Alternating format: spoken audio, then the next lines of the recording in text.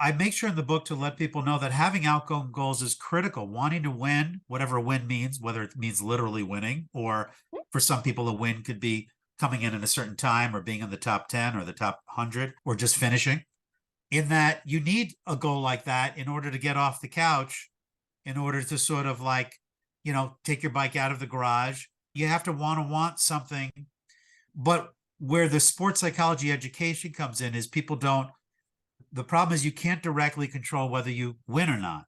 If you Mhm. could, you'd never lose. And of course, Right. people quickly understand that that's sort of not how sports works.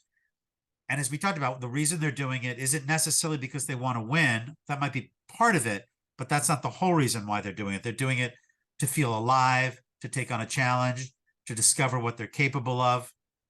So, as we've talked about, and I know it's how you practice, I want to make sure that's in place for them.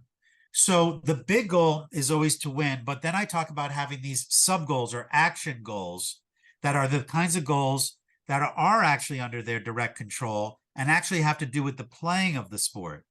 The win doesn't have to do with the playing, the win has to do with the results of the sport. But until we get there, we need to figure out what are the key action goals that are going to help propel me as close to that goal as possible. Is it my technique? Is it my strategy? Is it my breathing? Is it my communication with my teammates?